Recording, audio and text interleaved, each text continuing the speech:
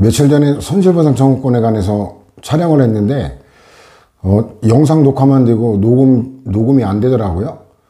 그래가지고 엄청나게 화가 나고 짜증이 나가지고 다시 이제 새로 구입한 마이크로 해봤는데 그것도 또 녹음이 안 되는 거예요.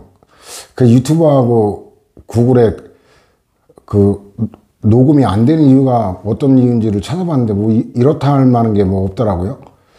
그래가지고 그 KNS 뉴스통신에 아는 형님이 이 건물에 같이 있는데 그 형님한테 그 가서 보여드렸더니 또 희한하게 또 갑자기 또 녹음이 되는 거예요. 그래가지고 어찌 보니까 잘 됐다라는 생각도 또 드는 게 뭐냐면 전화위복이라고 이 손실보상 때 강의하면서 보니까 이게 이제 중복되는 것도 좀 상당히 있었고 기존 판례 뭐 제약이나 굳이 넣지 않아도 되는 이런 것도 있었고 그 다음에 이제 같은 판례라도 어떤 그 목차 어떤 요건하에 배분하는 배열을 하느냐에 따라 이 논리적인 흐름이 자연스러울 수도 있고 아닐 수도 있거든요. 그래가지고 한 3일간 걸렸어요. 그 바람에 이제 조금 촬영이 지연됐는데 한 3일에 걸쳐서 이 손실보상이 굉장히 전문적이고 어려운 내용들이 많아가지고 이걸 어디다 분류하는 게 적당할까 이런 것들을 많이 고민을 했거든요. 그래서 오히려 이제 어찌 보면은 여러분들 입장에서는 그냥 교과서에다가 보충 자료가 많아지면은 교과서하고 보충 자료 왔다 갔다 하는 게 좀 불편할 수도 있을지 몰라도 달리 생각하면은 더 깔끔하게 정리된 거로 하는 게 더 나을 수도 있어요. 그래서 지금 아무래도 이 7년 만에 개정하다 보니까 7년치 누적된 뭐 이런 것들 그 단기간 내 작업을 하다 보니까 아무래도 좀 조금 미흡한 점이 있고 불편한 점이 있는데 이제 6월 7월 상관의 이제 기출문제하고 판례 규제 핵심 정리 이게 이제 그 일정을 갖다 출판사하고 합의를 했거든요. 그때까지는 이제 마무리하는 걸로. 그래서 핵심 정리하고 판례 규제 이거는 지금 작업했던 그 깔끔한 그 상태의 책자를 보게 될 겁니다. 어쨌든 불편을 줘가지고 좀 미안하게 생각합니다. 자, 지금 다룰 거는 이제 그 4편의 권리구제의 3절 손실보상인데 이 손실보상은 강론의 공용부담법하고도 맞물리고 헌법에 또 그 23조 3항하고도 맞물리죠. 그래가지고 7급 수험생들한테는 이게 이제 강론하고 헌법에 추가되어야 될 분량이 엄청나게 많습니다. 그 헌재 결정이 어려운 건 거의 없는데 양이 굉장히 많아가지고 여러분들이 소화해야 될 게 굉장히 많고 강론에 가면은 또 이제 공익사업에 해당하는지 아닌지를 법률하고 판례를 다 외워야 되거든요.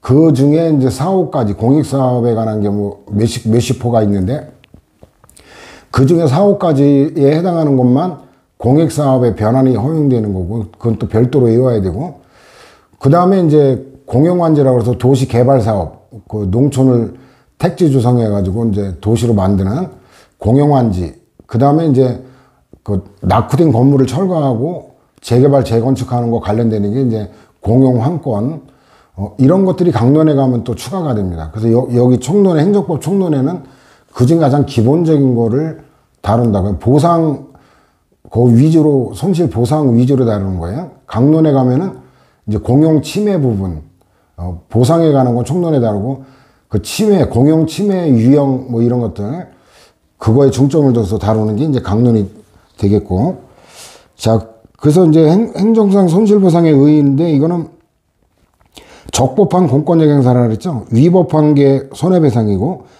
사유재산의 가해진 이것도 이제 헌법에 보면은 이 재산권에 관한 침해만 보상 대상이거든요. 따라서 이 재산권에 포함되는지 아닌지 관련되는 헌재 결정이 수십 개 돼요.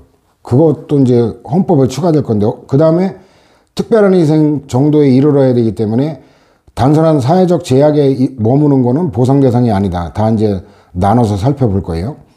그 다음에 이념은 재산권의 보장과 공평 부담의 견지. 왜냐면 공익사업이기 때문에 이 도로, 철도 깔면은 국민 전체가 이익을 보잖아요. 근데 그 공익사업을 위해 누군가는 도로 부지 또는 철도 부지로 땅을 뺏기게 되죠. 그 전체가 이익을 보는데 일부가 그 손실을 보면은 이건 불공평하지 않냐. 그래서 그 공평부담의 견지라고 그렇게 표현하는 거고, 행정주체가 행하는 조절적인 재산적 보상을 말한다. 그다음 개념적 징표를 조금 더 부연 설명하면 일단 적법한 거라 위법한 침해인 손해배상과 다르다. 그다음 공권력 행사죠. 비권력 작용 협의취득. 이 협의취득은 그 학설에 따르면 공법상 계약, 판례에 따르면 사법계약으로 2편에서 봤죠. 그 다음에 재산상 손실이 한정되기 때문에 생명, 신체에 관한 거 이게 포함되지 않는다는 점이 손해배상과 다르죠. 그 다음에 특별한 희생, 이것도 이제 별도로 다룰 건데, 특별한 희생에 대한 거지 누구나 다 일반적으로 사회생활하면서 받게 되는 사회적 제약, 내재적 제약과 다르다. 예컨대 감염병에 오염된 건물의 철거에 따른 손실에 대해 보상하도록 하고, 이거는 정책적 견지지 이거는 법적 의미의 엄밀한 의미의 손실보상은 아닌 거예요. 우리가 3편의 즉시강제로도 봤죠. 감염병에 이제 감염된 소 뭐 이런 거 구제역 걸린 거 뭐 이런 거 뭐 닭, 오리 같은 경우 그 대규모로 살처분하고 물어주는 거 있죠. 그것도 사회에서 가축을 기르다 보면 누구나 그 감염병에 감염될 수 있다는 위험을 누구나 받게 되는 거지, 이건 특별한 손실이라고 말하기가 어렵죠. 그런데도 그 재산적 피해가 워낙 크기 때문에 정책적 견지에서 특별히 그 물어주는 거지, 그거는 당연한 건 아니다라는 거. 이번에 코로나19 관련해서도 그 소상공인들 그 여러 가지 영업상 손실을 보게 됐죠. 그래서 그것도 손실보상법 제정했는데 엄밀히 말하면 그건 손실보상이 아닙니다. 그것도. 자, 일단 간척사업의 시행으로 종래 관행어업권자에게 관행어업권, 이건 관습법상 권리죠. 어업권 하면 이제 어업 면허라는 특허에 의해서 성무법상 된 거고, 그래서 그 관련된 거 1편, 2편에서 나눠 배웠는데, 공유수면 매립법, 공유수면 매립면허, 이거는 그 바다는 공적인 물건이죠. 공적인 물건을 계속적으로 사용하는 거니까 이건 특허다라고 또 2편에 배웠죠. 여기서 정하는 손실보상 청구권이 인정되려면 매립면허 고시 후에 매립공사가 실행되어 관행어업권자에게 실질적이고 현실적 피해가 발생해야 한다. 자, 그 제목 그대로예요. 요지는 뭐 더 읽어봐도 특별할 게 없고, 그 실질적이고 현실적 피해지 추상적인 이런 거 갖고는 안 된다라는 거죠.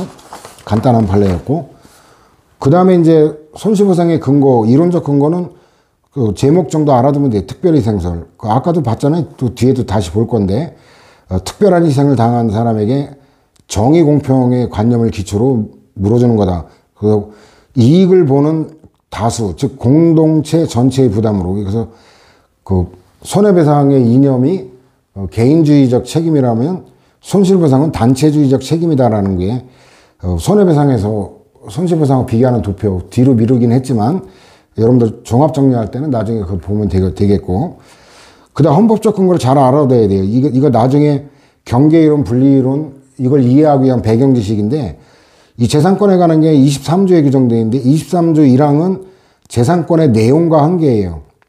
모든 국민의 재산권은 보장된다. 그 내용과 한계는 법률로 정한다라고 되어 있죠. 자, 2항이 사회적 제약, 내재적 제약이 하는 건데, 재산권의 행사는 공공복리에 적합하도록 하여야 한다. 그 다음 3항이 이제 손실보상 청구권에 관한 건데, 일단 목적이 공공 필요가 있어야 돼요. 그 사사로운 걸 위해서는 할 수가 없고, 그 다음 재산권을 해야 되고, 또 공용침해 유형이 수용, 사용 제한이다. 침해도 법률로 정하도록 돼 있고, 그에 대한 보상도 법률로 정하도록 돼 있지, 규칙 이런 거 다른 건 다 함정이죠. 그 보상 법정주의고, 이거 뒤에 보겠지만 요 공용 침해만이 아니라 및 이렇게 돼 있잖아요. 수용, 사용 제한 및 그에 대한 보상까지도 그 법률로서 정하도록 돼 있죠. 이게 바로 불가분 조항에 관한 거로 또 다시 음미를 하게 될 거고, 그 다음에 보상 기준이 정당한 보상, 이것도 별도로 외우라 그랬죠.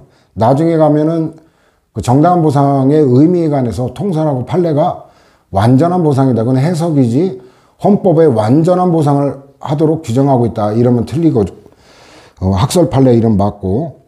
자, 그 다음에 개별법적 근거인데 뭐냐면 일반법이 없다라는 거 알아둬야 돼요. 그 아주 유명한 공익사업을 위한 토지 등의 취득 및 보상에 관한 법률인데 줄여서 토지보상법이라고 하는데 이것도 손실보상에 관한 일반법은 아니라고 평가하고 있어요. 그 다음에 개별법에 손실보상에 관한 근거 규정이 없을 때 어떻게 해결할 것인가. 이거는 달리 말하면 헌법 23조 사망, 좀 전에 봤던 그 사망의 성질 및 효력이 입법자의 그 프로그램 방침에 불과하냐, 법적 효력이 없냐, 아니면 입법자에 대한 직접적 구속력이 있냐, 국민에게 직접적 구속력이 있냐, 요런 거와 관련돼서 논의했는데 이거는 2-282에서 인용을 한 바 있죠. 방침규정설, 입법지침설인데 이거는 오늘날 이 말 나왔다면 존재하지 않는 학설이다라고 생각하면 돼요. 이거는 연역적 의미밖에 없어요. 그래서 입법 방침을 정한 거에 불과한 프로그램이기 때문에 이건 달리 말하면 이건 뭐냐면은 법적 효력이 없다는 거예요. 따라서 법률로 별도로 정해야지 헌법은 이건 법적 효력이 없기 때문에 법률로 정해야 된다라는 거고. 자, 위헌무유설은 입법자에 대한 직접 효력설이지 국민하고는 무관하다. 그래서 분명히 아까 헌법을 봤지만 보상 침해만이 아니라 보상까지도 법률로 정하도록 했는데 법률에 규정이 없으면 이건 달리 해석할 여지가 없죠. 논리적으로는 이거는 위헌무유의 법률이 되고 그에 근거한 행정작용은 위법이기 때문에 그 취소소송 이렇게 행정소송 제기할 수 있고 그 다음에 재산적인 거는 위법한 거니까 국가배상 청구를 제기할 수 있다. 근데 논리적인 면에서는 타당하지만 우리가 국가배상 배웠잖아요. 거기에 어떤 법률이 위헌인지 아닌지 이거는 자명한 게 아니라 그랬죠. 그죠? 그리고 위헌 결정이 날 때까지는 공무원이 위헌 심사권이 없기 때문에 그대로 집행해야지 자기가 뭐 법 전공자라고 해서 내가 볼 때 이건 위헌 법률이 명백하다고 집행을 거부하다가는 오히려 징계당할 수 있죠. 그래가지고 이 위법상하고 과실 인정이 어렵다는 거예요. 그러니까 결국은 권리구제가 안 되기 때문에 지지를 못 받아요. 그 다음에 직접 효력성은 국민에 대한 직접 효력을 갖고 있다는 거예요. 그래서 이 헌법 조항 자체가 직접 효력을 가지니까 법률의 규정이 없어도 이 헌법 23조 사망에 의해서 우리가 손실보상을 청구할 수 있다라는 얘기예요. 근데 이거는 아까 분명히 법률로 정하도록 돼 있지 법원이 정하도록 이렇게 해석하는 거기 때문에 권력분리 원리에 반하고 논리적으로는 무리다라는 비판을 받게 되죠. 그러나 어쨌든 권리구제는 되는 거죠. 손실보상을 직접 인정하니까. 그 다음에 유추적용설, 간접이력 규정설인데 이거 잘 봐야 돼요. 높은 난도로 나오는 건데 여기 이런 학설들은 그 변호사 시험이나 행정사 준비하는 친구들한테는 그 2차 사례형 준비할 때는 이건 가장 기본적인 학설이에요. 그 객관식에도 높은 난도긴 한데 자, 아까 직접 효력설은 23조 사망이 직접적인 거죠. 근데 여기는 직접적 근거가 사망이 아니라 1항과 11조예요. 요거 잘 익혀둬야 돼요. 사망은 간접적인 거라 유추적인 하는 거예요.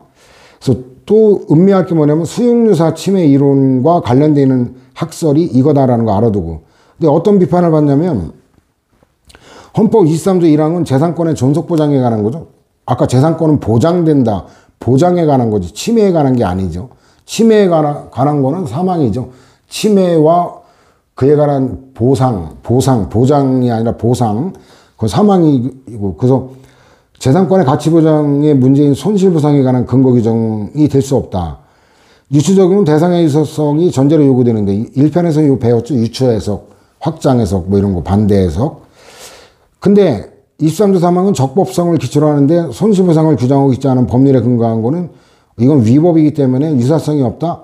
근데 이거는 논리적으로 별로 크게 설득력은 없어요. 왜냐하면 이 자체는 그럴듯한데 기본적으로 이 수용유사 침해 이 문제는 뭐냐면 그 손실보상에 관한 법률의 규정이 없다는 거 빼고는 나머지는 손실보상 청구권의 요건하고 완전히 같고 손해배상 청구권의 요건하고는 완전히 관계가 없어요.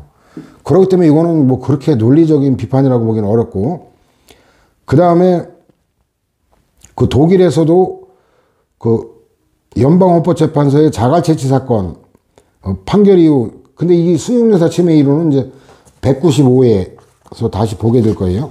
수용유사 침해 이론은 나중에 여러분들은 종합적으로 연결해서 봐야 되는데, 자갈채취 사건의 판결 이후 수용료사 침해 이론에 따른 손실보상을 부정한다? 근데 그렇지 않다라는 거를 또 음미를 해야 돼요. 아까 195라고 했는데,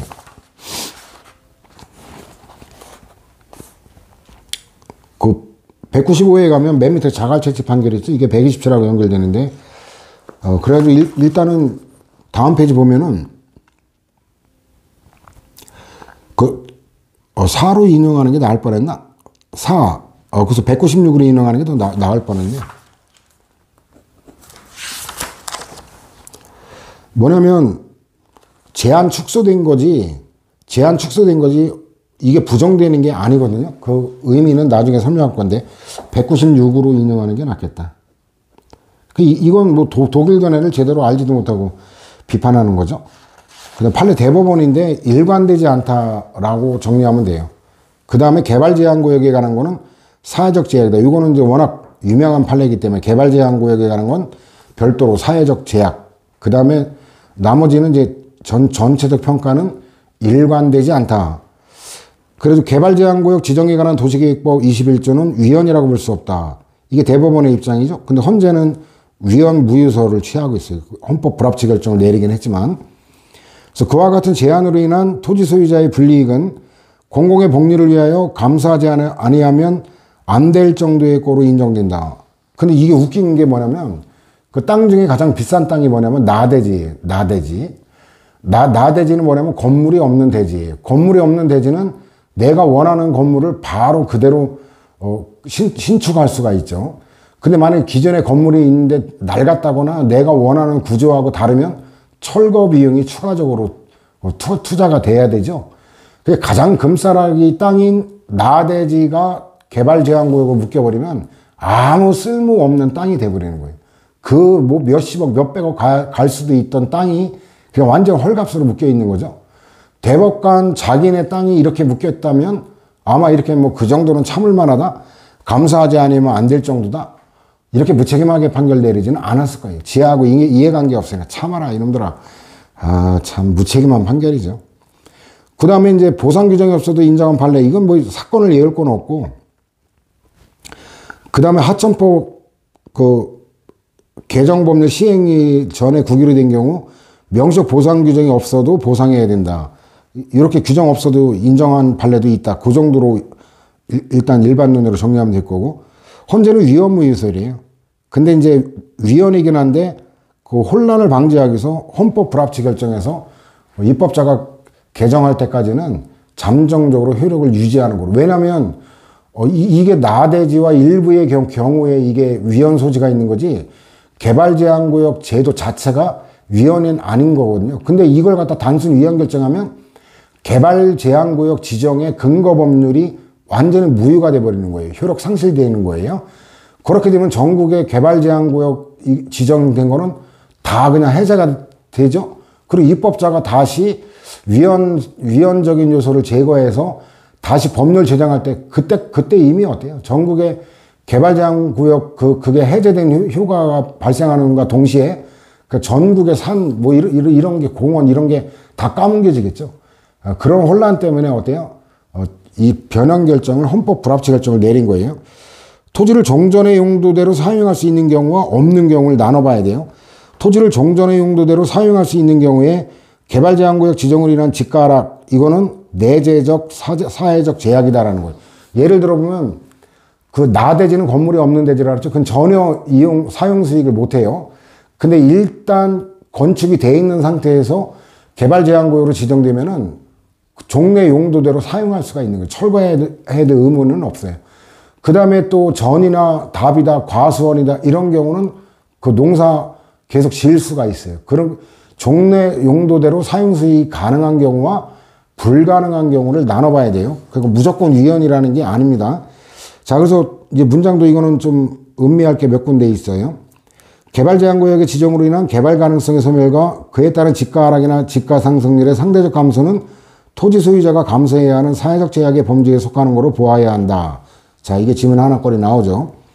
그 다음에 또 음미할 게 자신의 토지를 장래 건축이나 개발 목적으로 사용할 수 있으리라는 기대 가능성, 신뢰, 이에 따른 집가 상승의 기회는 원칙적으로 재산권의 보호 범위에 속하지 않는다. 여기서 기대 이익, 기대 가능성 요 말 나오면 재산권이 아니다라고 몰아정리하면 돼요. 그 다음에 구역 지정 당시의 상태대로 토지를 사용수익 처분할 수 있는 이상, 이건 있는 경우니까 구역 지정에 따른 단순한 토지 이용의 제한은 원칙적으로 재산권에 대지하는 사회적 제약의 범주를 넘지 않는다.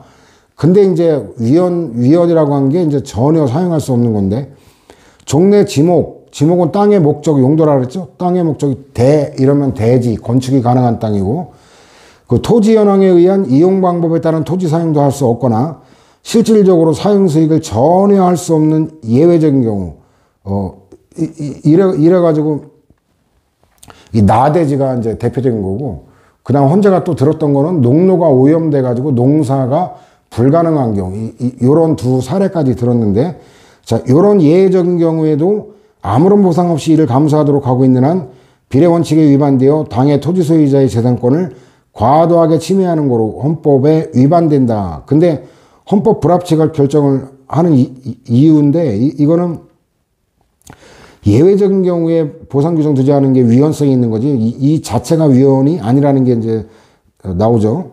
세 번째 줄에. 보상의 구체적 기준과 방법은 아까 법률로 정하도록 했잖아요. 헌법에서.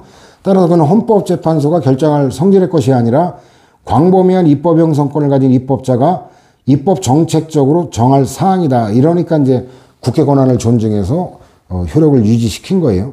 보상 입법의 의미도 음미할 거고, 이거 강론에 가면 이게 법제화되어 있다는 것도 확인하게 될 거예요. 헌법상 그 비례성을 회복하기 위한 방법은 무조건 반드시 금전보상만을 해야 되는 건 아니다. 그 보상을 안 하더라도 불필요한 지정의 해제 또는 토지 매수 청구권, 이 토지 매수 청구권이 그 입법 개선 권고라고 하거든요. 헌재가 권고한 건데 구속력은 없어요. 근데 국회가 이걸 받아들였어요. 그 요건에 관한 거는 강론에서 이제 추가적으로 다루게 될 거고, 토지 매수 청구권 제도와 같이 금전보상에 가름하거나, 그러니까 내 땅 그 보상 안 해줄 바에는 아예 사가라 이거죠. 그래서 금전보상에 가름하거나 기타 손실을 완화할 수 있는 제도를 보완하는 등 여러 가지 다른 방법을 사용할 수 있다. 그 다음에 이제 뭐 헌법은 재헌일에 보상금 지급하도록 하고 법률이 정하도록 위임했다라는 거. 이거 뭐 특별할 게 없죠. 당연한 거고. 손실보상 청구권의 성질은 1편에서 법률 관계에 받쳐 학설은 공법적 원인이기 때문에 공권 당사자 소송. 판례는 사법 관계를 봐가지고 사건 민사소송인데, 이제 최근에 아까 봤던 토지보상법 있죠. 공익사업을 위한 토지 등의 취득 및 보상에 관한 법률, 줄여서 이제 토지보상법이라는데, 여기 법률에 따른 손실보상 청구권은 다 공권으로 당사자 소송으로 보고 있어요. 그래가지고 수산업법이나 그 유추적에 의한 그거가 이제 판례가 사건 민사소송 그런 입장이에요. 그래서 이거는 뭐 기본적으로 봤던 거라, 판례로 가보면 사건설이라고 했는데 이게 나눠져요. 공권에 해당하는 손실보상, 이건 당사자 소송. 이게 토지보상법 부연하자면 이건 토지보상법에 의한 거는 당사자 소송으로 봐요. 그 다음에 사건에 해당하는 건 민사소송인데, 법률에 불복 절차에 관한 특별한 규정이 없는 경우, 이건 달리 말하면 유추 적용하는 거죠. 규정이 없으니까 비로 적용하는 게 유추 적용이죠. 그래서 법률에 불복 절차에 관한 특별한 규정이 없는 경우라는 말이나, 아니면 그 판례, 관련 판례 유추 적용이란 말랑 같은 말이에요. 이러면 이게 이제 민사소송으로 다루게 되죠. 그런데 이게 오늘날은 거의 이제 토지보상법에 의한 거는 웬만한 게 다 당사자 소송으로 다뤄요.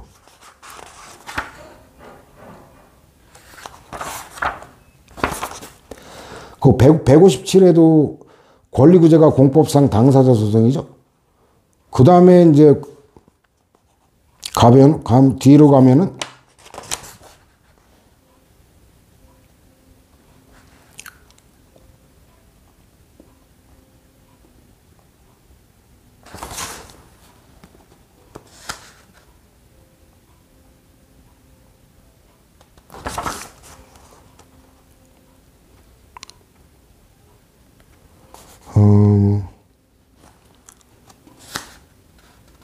또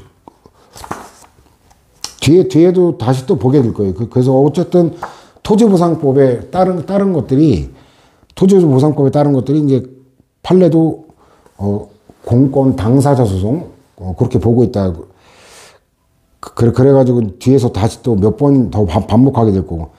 그 다음 손실보상의 요건인데, 이것도 이제 보상에 중점을 두는 게, 보상에 중점을 둔다는 얘기는 침해는 참겠다, 이 얘기죠. 그 다음에 보상 요건에 중점을 두는 게는 침해 요건을 충족했는지 난 따져보겠다. 그래서 이거는 침해를 함부로 못하게, 이거는 방어하라, 이렇게 되죠. 그래서 보상에 중점을 두는 견해는 돈에 관심이 있어요. 그 침해하는 건 내가 참겠다. 인용하라, 참아라. 그리고 돈으로 청산하라. 근데 후자, 보상 요건에 중점을 두면, 존속보장 중점도 일단 내 땅 뺏기지 않도록 방어하고 안 되면 청산하라. 뭐 이런 재밌는 말인데 출제가 됐던 표현이긴 해요. 공공필요 요건인데 공공필요가 인정이 안 되면 안 돼요. 그래서 이게 이제 추상적인 것만 일단 총론에 해놨고, 구체적으로 그 토지보상법상 공익사업에 해당하는지 여부는 강론에서 다루게 되는데, 여기는 뭐 순수한 수익 목적, 영리 목적, 이거 뭐 누가 애우지 않아도 뭐 틀릴 사람 없죠. 한정된 특정 소수인의 이익을 위한 경우, 이건 좀 이따 판례도 나와요. 해원제 골프장 같은 경우.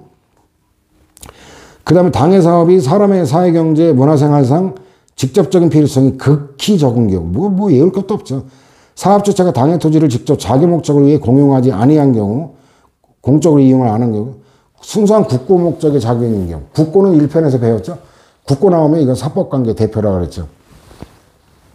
이게 헌재 결정인데, 자, 일단 이제 그 공익사업에 관계되는 조항이에요. 그래서 도시계획시설 사업의 대상이 되는 기반시설의 한 종류로 규정한 이 체육시설 부분이 포괄이익 금지 원칙에 위배된다. 왜냐면 해원제, 골프장, 이런 것까지도 다 시행령에 넣을 수 있을 정도로 포괄적으로 임했다. 그 논점, 결론을 알아두면 될 거고. 그래서 이건 헌바 사건이기 때문에 위헌 결정이 난 거예요. 위헌 결정. 그 다음에 두 번째 논점인데, 그 골프장에 관한 이거죠. 실시계획 인가 차원의 적법성이 인정되기 위한 요건 및, 그 다음에 운영 방식 등에서 일반인의 이용에 제공하기 위한 시설에 해당하는지 이제 판단 기준에 관한 걸 판시하는데, 그 밑으로 강조된 거 보면, 행정청이 골프장에 관해서 한 도시계획 시설 결정은 특별한 사정이 없는 한 일반인의 이용에 제공하기 위해 설치하는 체육시설인 경우에 한하여 적법한 거로 인정될 수 있고, 행정청이 도시계획 시설 결정에 관한 실시계획을 인가할 때에는 일반인의 이용에 제공하기 위한 체육시설에 해당하는지도 함께 살펴 이를 긍정할 수 있을 때 한하여 인가할 수 있다. 그 다음 뒤에 거는 뭐 종합적 고려, 이거는 특별히 외울 거 아니니까 여러분들 읽어보고, 그 다음에 이제 구체적으로 해원제 골프장 사건이 나오죠. 골프장에 관한 도시계획 시설 결정에 따라 관할시장이 갑 주식회사를 사업시행자로 하여 해원제 골프장을 설치하는 내용의 도시계획 시설 사업 실시계획 인가 고시를 한 사안인데, 이거는 일단 위법이다. 그러나 그 위에서 봤던 헌재 결정 날 때까지는 그 법리가 명백히 밝혀지지 않았기 때문에 당연무효라고 할 수는 없고 취소사유다라고 하는 거죠. 그래서 알다시피 해원제 골프장은 그 일부만 이용할 수 있는 거잖아요. 뭐 명칭 자체가. 이거 비싼 데는 뭐 8천만 원, 1억씩 가기도 해요. 이런 게. 해원제 골프장은 상당한 정도로 고액인 입회비를 내고 회원이 된 사람 이외의 사람에게는 이용이 제한되므로 특별한 사정이 없는 한 이를 일반인의 이용에 제공하기 위해 설치하는 체육시설이라고 보기는 어려워 이 도시계획시설 사업 실시계획 인가는 그 근거가 되는 도시계획시설 결정의 적법성이 인정되는 범주를 벗어나는 거로 위법하다. 그 회원권 얘기하니까 생각나는 게 그 이명박 정권 시절에 법무부 장관 했던 모 장관이 생각나는데, 그 제자들하고 그 두물머리 가가지고 이제 매운탕 집에 들렸었는데, 우연하게 이제 그때 이제 퇴임한 다음날 모 장관이 친구들하고 이제 골프 치러 양수역에 내려가지고 골프 치고 공교롭게 같은 식당에 머물게 됐어요. 머문 건 아니고 이제 같이 식사를 하게 됐는데, 막 그 매운탕 시켜놓고 엄청나게 막 그 귀찮게 하더라고요. 뭐 그 장관, 어제까지만 해도 장관 했으니까 얼마나 특권의식에 젖었겠어요. 지금 뭐 총리 장관 후보들 보니까 뭐 더하면 더하지 그 장관하고 뭐 못하지는 않아 보이던데 진짜 지랄 꼴값이다 그냥 속으로 그랬죠. 연병한다. 최순실한테 그 청소 미화 아줌마가 그 했듯이 지랄 연병한다 그런 뭐 생각이 들 정도로 막 유세 떨고 뭐 사장 오라 그래 뭐 이러면서 뭐 아니 우리가 이걸 떠먹으란 말이야. 언제 먹어야 돼? 그냥 뭐 종업원하고 사장하고 이리 오라 저리 가라 뭐 해가지고 뭐 많이 먹은 것도 아니에요 매상도. 그래놓고 뭐 얘기하는데 가장 감명 깊게 읽었던 책이 성철 스님의 무소유라고. 참 개코나 그 장관이 갖고 있던 회원권이 8억 5천인가 였어요. 나도 좀 그 무소유를 본받고 싶네. 나도 좀 회원권 8억 5천밖에 못 가져봤으면 좋겠네. 참 웃긴 놈이죠. 8억 5천 회원권만 그래요. 부동산 이런 거 뭐 다 빼고 예금 빼고 회원권만 8억 5천이에요. 그래 내가 이놈 들으라고 일부러 뉴스 나오는데 이명박 나오길래 저이 씨 쥐새끼 봐라 재수없네 막 이러면서 일부러 들으라고 했는데도 뭐 아무 소리도 안 하고 충돌을 각오하고 간 거거든요. 왜냐면 어제까지 모시던 그 대통령으로 모셨던 입장인데 그걸 쥐새끼라고 하면 어때요? 미안하지만 그 젊은이 좀 표현이 좀 심한 것 같네. 뭐 이렇게라도 한마디 할 줄 알았는데 신경 안 쓰더라고. 아이 뭐 그래가지고 참 이명박 참 사람 잘못 썼구나. 저렇게 그만둔 지 하루밖에 안 됐는데 쥐라고 욕해도 그 자기 부하했던 사람이 그걸 갖다 견제도 안 하고 있고. 그래가지고 어쨌든 뭐 그 5만 원권 2개로 계산을 하고 8만 5천 원 나오는데 15,000원 갖고 직원들 식사 나가라고 팁을 15,000원 주더라고요. 야, 참 진짜 쫀쫀하네. 쫀쫀해. 장관까지 지낸 사람이 그 정도 뭐 사장까지 와서 서빙하고 그 정도 했으면 그러니까 1인당 5만 원씩은 줬어야 돼요. 팁을. 봉사료를. 그 과장급도 5만 원 줘요. 과장급도 그 일식집 주방장 와가지고 그 팁 달라고 왜 부르지도 않은데 와가지고 그냥 무릎 꿇고 해가지고 뭐 그 오이고추 있죠. 그거 착 갈아가지고 팁 달라 그거죠. 과장급도 5만 원 줘요. 사무관이 10,000원 정도 주는 거고 장관급이면 10만 원을 줘도 뭐 솔직히 뭐 그 정도 저도 할 말이 없을 정도의 그건데 아니 네 명한테 15,000원 그거 갖고 밥 사 먹으라고. 야 추잡스럽다. 그리고 또 뭐 자기가 뭐 유명인이라고 A4 용지 깨끗한 걸 갖고 오래. 자기가 사인을 해주겠다고 기념 사인을. 그래가지고 뭐 거기다 또 뭐 한 3줄 썼더라고요. 그 사장이 이제 가고 나니 그 소금 뿌리듯이 재수없다고 하더니 나한테 와서 묻더라고요. 장관 출신이 맞긴 맞냐고. 그래서 맞다고. 맞긴 맞다고. 별꼴 다 보네. 유세 엄청나게 부리고 다른 데 가면 한 줄밖에 안 쓰는데 여기 특별히 내가 3줄이나 썼다고. 그래가지고 얼마 후에 가봤더니 그 사인 없어졌더라고요. 그런 거라 지금 뭐 무슨 값어치가 있다고. 그래서 해원지 골프장이 그 정도 고가인 경우도 상당히 많아요. 그 다음에 공공피리가 오늘 확대해야 되는 건 뭐 우리가 1편에 배웠죠. 적국국가, 급부국가 뭐 이런 것들. 이론적 배경이 그거고 공공적 사용 수익인데 이거는 사인을 위한 공용 수익이에요. 그러니까 옛날에 수용권의 주체는 행정주체 한정됐는데 오늘날은 어때요? 그 민간기업도 요 수용권의 주체가 될 수 있는 이렇게 확대가 되고 있다. 다만 뭐 이런 경우도 공공필요 요건은 당연히 충족이 돼야 되겠죠. 바로 판례로 가면은 민간기업을 수용의 주체로 규정했다고 무조건 위헌이 되는 건 아니다. 라는 게 일단 먼저 나왔죠. 그 다음에 또 민간기업이 도시계획 시설사업의 시행자로서 도시계획 시설사업에 필요한 토지 등을 수용할 수 있도록 규정한 것도 역시 하폰이고, 그 다음에도 또 마찬가지예요. 산업단지 개발사업. 이거 하폰인 건 다 그냥 가볍게 보고 헌법을 합치더니 네 번째 것만 외우면 되겠죠. 행정기관이 개발촉진지구 지역개발 사업으로 실시계획을 승인하고 이를 고시하게 하면 이것도 아까 회원제 골프장하고 맥락 같이 하죠. 고급 골프장이잖아요. 일반적인 게 아닌가. 그러니까 뭐 대법원의 판단하고 같은 판단을 한 거죠. 고급 골프장 사업과 같이 공익성이 낮은 사업에 대해서까지도 시행자인 민간 개발자에게 수용 권한을 부여하는 요게 위원이다라는 거예요. 그래서 고급 골프장, 요 키워드 외우면 되겠죠. 그 다음에 재산권에 대한 공권적 침해인데, 이 재산권은 광의의 개념이에요. 소유권에 한정되지는 않고, 재산적 가치 있는 거 다 포함하는데, 사법상 권리든, 공법상 권리든, 근데 아까도 봤지만, 그 현존하는 구체적 재산 가치 이어야 되지, 기대 가능성, 이 말 나오면 다 재산권의 범위에 제외된다 그랬죠. 그 다음에 비재산적 가치, 생명신체, 그 다음에 자연적, 문화적, 학술적, 정신적 가치. 이게 이제 철새 도라지 사건에서 보게 될 거예요. 그 다음에 이제 제목 정도 외우면 되죠. 공공사업의 시행으로 손해를 입었다고 주장하는 자가, 자, 이거 기준 시점 잘 봐야 돼요. 보상, 손실보상 청구권의 판단 기준은 사업 시행 당시예요. 이거하고 이제 뒤에 보면은 공남 공고일 이런 거, 예를 들어 이주대책 대상자가 해당되느냐 아니냐 요런 거하고 달라요. 이 판단 기준 시점이. 그래서 이주대책 그거하고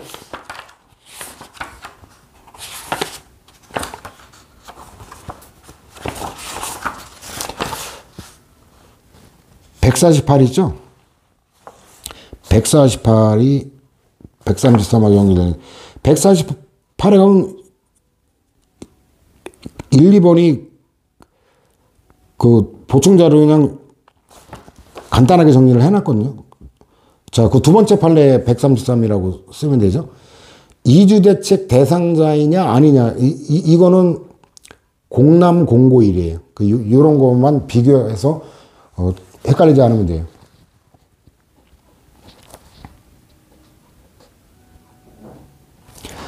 그 다음에 철새도래지 사건이죠.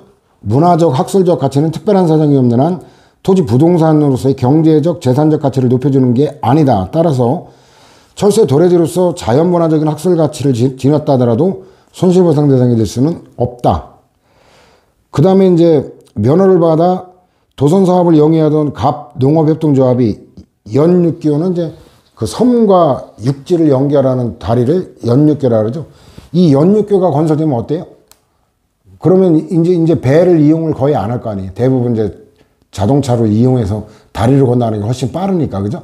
그렇게 되면 여기서 선박 운항 사업 했던 사람이나 이 도선 사업 같은 경우는 피해가 엄청나게 생기겠죠, 그죠? 자, 그래가지고 연육교 건설 때문에 항로권을 상실했다며 연육교 건설 사업을 시행한 전라남도를 상대로 그 손실보상 청구했는데 항로권은 도선 사업의 영업권에 포함되는 거지 별도로 손실보상이 대상이 되는 권리가 아니다. 결론 정도 알아두면 될 거예요. 그 다음에 이제 그 법률에 규정된 건 토지와 토지 이외의 거. 토지도 소유권과 소유권 이외의 권리. 그 다음 토지 이외의 재산권 보상. 뭐 이런 것들 다 뒤에 구체적으로 또 보게 될 거예요. 자, 그 다음에 공권적 침해, 공용 침해죠. 그래서 우리가 좀 전에 봤지만 수용, 이건 재산권을 박탈하는, 뺏어가는 거고, 사용은, 이거는 재산권을 박탈하지는 않고 공익사업에 필요한 기간 동안 사업시행자가 사용하는 거고, 제한은 말 그대로 제한하는 거예요. 누구도 이용을 못하게, 공익사업의 필요 때문에. 그 이외에도 아까도 잠깐 얘기했지만 도시개발사업, 이거는 공용한지, 정비사업, 이건 재개발, 재건축사업, 이거는 공용한권, 이건 상세한 거는 강론에 다르고 총론에선 단어 정도 외우면 돼요. 공용, 수용, 사용, 제한, 공용한지, 공용한권, 이 단어 정도 알아두면 돼요. 그 다음에 정비기반 시설의 소유권 기속은 수용에 해당하지 않는다. 자, 이거는 왜 그러냐면, 여긴 농고를 밝히지는 않았는데, 이게 이제 정비기반 시설은 나중에 이제 뒤에서 보게 되는데, 도로, 상하수소, 뭐, 전기, 가스, 급수시설, 이런 걸 얘기하는 거거든요. 근데 이제 여기 대표적인 건 이 도로에 가는 건데, 이거는 종전의 거 있죠? 종전의 거를 사업시행자에게 주는 거예요.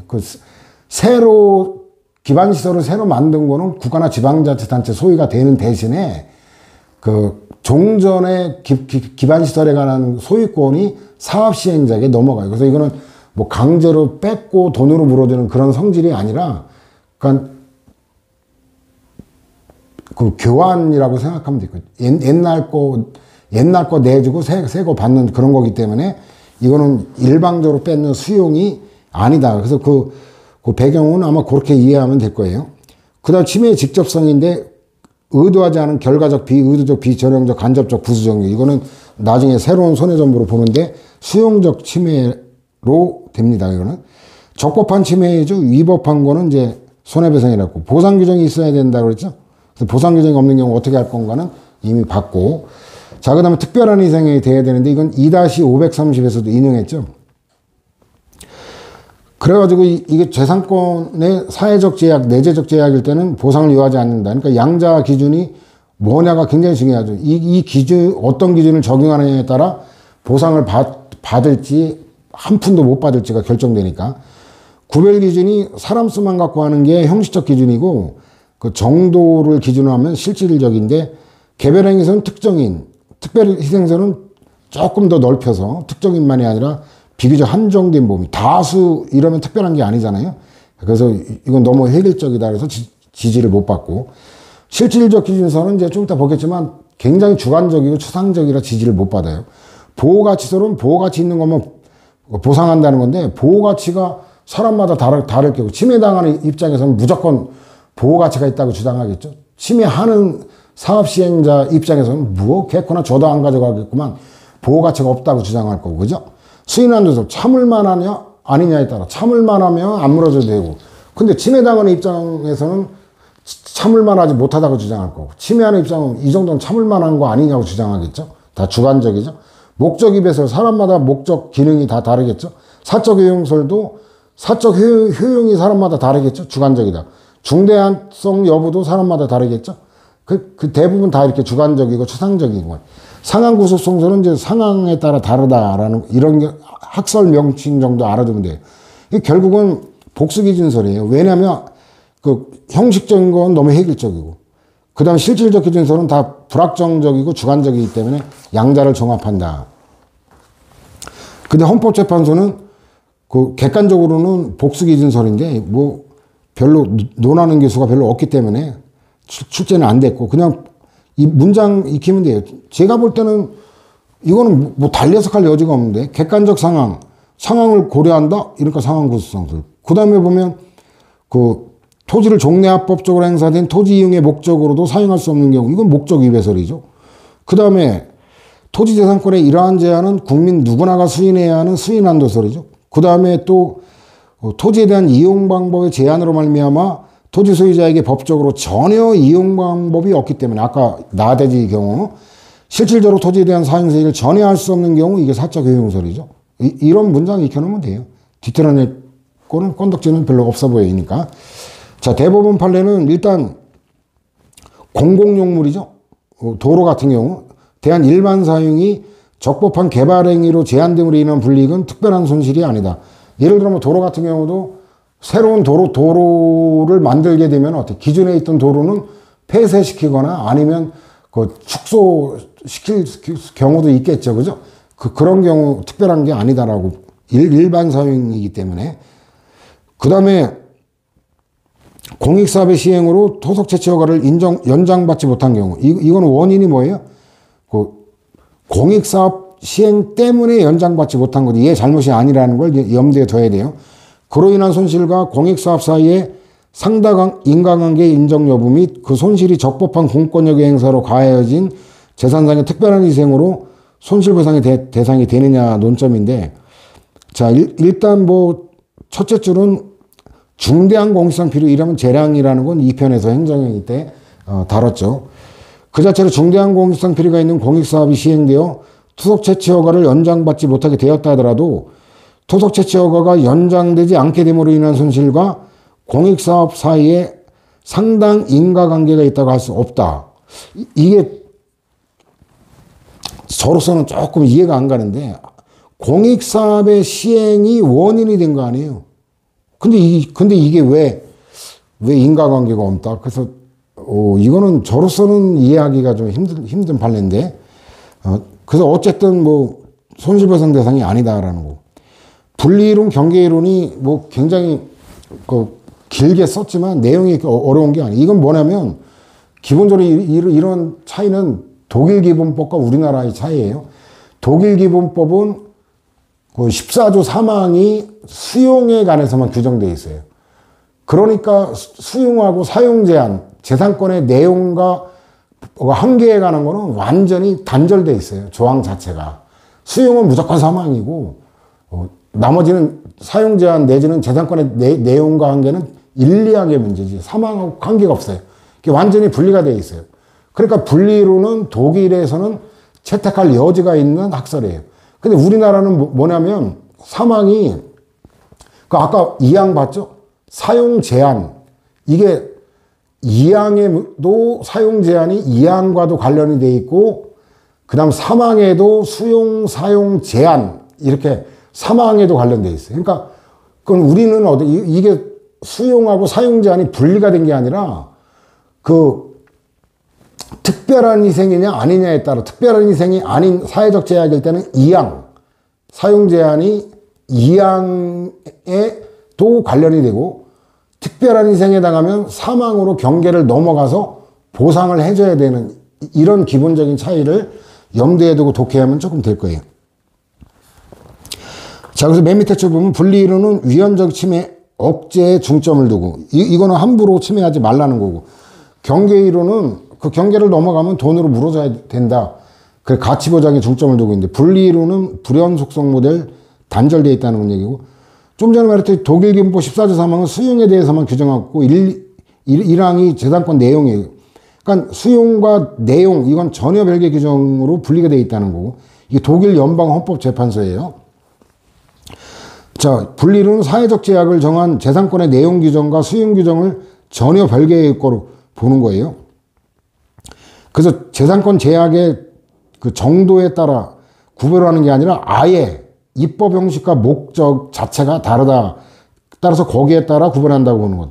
달리 말하면 입법자가 공용 침해를 규정한 게 아니라 침해를 목적으로 한 게 아니라 재산권의 내용을 규정하는 경우 그 규정이 일정한 한계를 벗어나면 이건 보상은 사망의 문제이기 때문에 이거는 일리항의 문제니까 보상의 문제가 아니라 위헌의 문제만을 가져온다는 거예요. 따라서 입법자가 보상 규정을 두고 입법의 목적이 공적 과제 수행을 위한 의도적 재산권 박탈의 경우라면 보상이 필요한 수용 규정이 되는 거고 이게 침해를 갖다가 목적으로 한 거는 수용 규정과 관련되는 거고 보상 규정 없이 단순히 일반적 시상자로 재산권의 권리가 의무로 확정하면 이건 내용 규정이라는 건데 근데 예외를 인정하긴 해요. 예외는 가볍게 보면 될 건데 그 예외적으로 보상이 이루어질 수도 있다. 그 정도로. 그래서 경계이론인데 우리는 아까도 봤지만 23조 3항이 수용만이 아니라 사용 제한도 함께 규정하고 있죠. 그러니까 사용 제한이 1, 2항, 3항 다 관련돼요. 그래서 우리는 수용과 사용 제한이 분리되어 규정된 게 아니라 그 침해 제약 정도에 따라 그 2항, 3항의 경계를 넘나들게 되죠. 사회적 제약에 그치면 보상이 필요 없는 2항의 문제가 되고 특별한 희생일 때는 보상이 필요한 3항의 문제가 되죠. 달리 말하면 재산권의 사회적 제약에 관한 내용 규정과 수용 규정 함께 판단하되 재산권의 제약이 일정한 문턱, 경계를 넘어서면 보상을 요하는 공용 침해가 되고 문턱 경계를 넘지 않으면 보상이 필요 없는 재산권 제약으로 보는 게 아니고 그래서 구분이 기준점이 되는 경계가 특별한 희생인가 여부 좀 전에 봤던 제약의 강도와 질이 기준이 된다. 따라서 경계이론은 입법자가 보상에 대한 규정을 두고 있지 않은 경우에도 재산권 규제가 수용적 효과를 가져온다면 당해 법률이 위헌 무효인 게 아니라 법원이 직접 보상 결정할 수 있다는 자, 요것도 알아둬야 돼요. 수용유사적 침해론과 연결되는데 아까 페이지 인용해 줬죠? 뒤에서 다시 다룰 거예요. 경계이론은 재산권 보장에 있어서 그 존속 보장보다 가치 보장을 중시하는 견해로 독일의 연방 최고법원과 연방 행정법원에 의해 지지된 거예요. 헌재가 아니라 헌재는 아까 분리이론이라 그랬죠.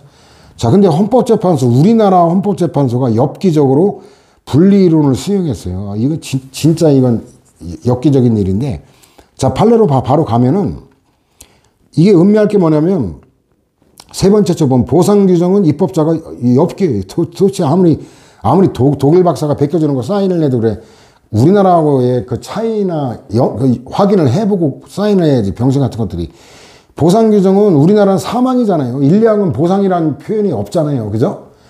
근데 뭐라고 엽기적인 판결이 나오냐면 보상 규정은 입법자가 자, 요거 잘 봐야 돼요. 요걸 뒤틀어서 출제 여러 번 됐어요. 23조 3항이 아니라 1항 및 2항 이거예요. 이게 엽기죠. 여기에 의해 재산권의 내용을 구체적으로 형성하고 공공의 이익을 위해 재산권을 제한하는 과정에서 이를 합헌적으로 규율하기 위해 두어야 하는 규정이다. 이게 바로 분리론이라고 하는 거예요. 3항이 아니라 1, 2항에 따라 보상해야 한다는 거는 이거는 독일에서나 가능한 해석인데 우리가 엽기적으로 이런 결정을 내렸다라는 거. 손실보상도 굉장히 방대하고 전문적인데 여기까지는 그렇게 크게 난해하지는 않았어요. 뭐 분리론, 경계이론이 문장이 길었는데 결국은 헌법구조의 차이에서 나오는 거기 때문에 뭐 차분히 읽어보면 아무것도 아니고 이제 다음 시간에 진행되는 이게 이제 진짜 막 감정평가사 뭐 이런 전문가 토지주택공사 뭐 이런 직원들이나 그 알만한 엄청나게 전문적인 것들이다. 그래서 저도 한계가 명확합니다. 저도 법학 전공자지 그런 쪽에 뭐 토지 조성 원가 산정 뭐 이런 거에 대해서는 정확한 배경 지식을 못 갖고 있기 때문에 하여튼 제가 뭐 설명할 수 있는 범주까지만 설명을 할 수밖에 없는 그런 어려운 논점이 다음 시간에 이어집니다. 잠시 쉬었다가 진행하도록 합시다.